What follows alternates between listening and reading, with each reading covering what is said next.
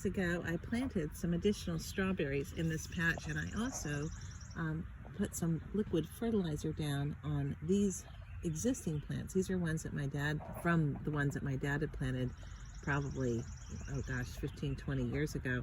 And I've just sort of let them be. They haven't done much, but this year they really look good. And I think that cleaning out this bed and giving them some additional nutrition has really made a difference.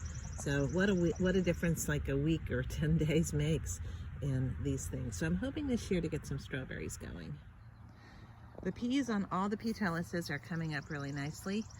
These I had planted a good while ago, but they are climbing nicely. Over here, we have some kales. This is a weed. I will pull that. The tatsoi has not done fantastically, but here is kale, and this is overwintered kale, and it too is bolting. The cool thing is you can totally eat these. They're very tender. Very, very, very tender. They're flowers. They're beautiful flowers, but again, I just leave them. I threw in some last minute peas about 2 weeks ago, and they have started up. Here are the potatoes that sprouted up. These are the first ones I planted in the bag from the store-bought potatoes that had sprouted when I was away. So they are doing very nicely. The important thing now is to keep them watered, and I will give them a feed about every 2 weeks. So probably today or tomorrow I will give them a liquid feed.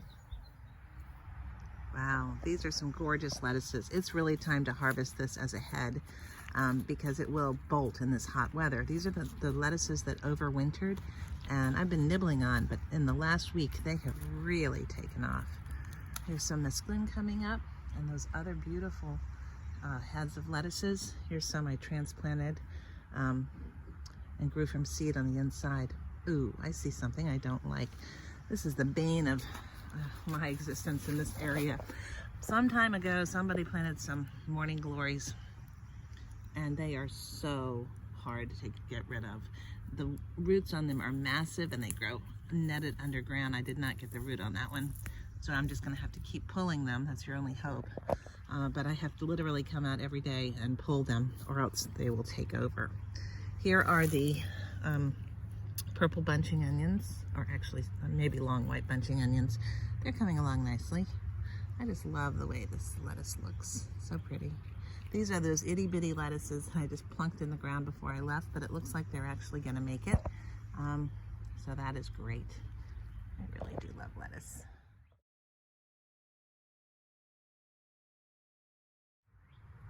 These are some sugar snaps that are doing very well. And here's some chives that are going to flower, and I let them flower. You can put flowers into your salads and soups. Here is the bok choy or baby bok choy that I just threw in the ground. I planted those from seed, and I really felt like they needed to be planted. Now it looks like something's been munching. My guess is slugs. So I have to do some slug treatment. I just use Sluggo, which is approved for organic use. So these will be coming along. Hopefully the weather is supposed to finally cool down and be more seasonal. That'll be a good thing, because these are springtime things.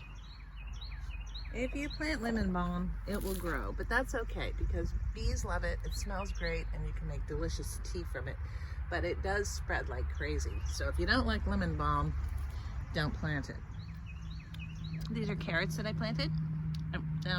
Early on, I kept under the plastic, and they are doing really well. This is the best row of carrots I have ever grown.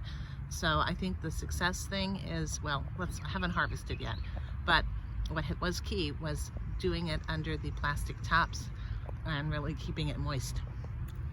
This is the prize choy that I planted under cover, and those are the ones that I didn't cover. And you know what? Here's the grand experiment.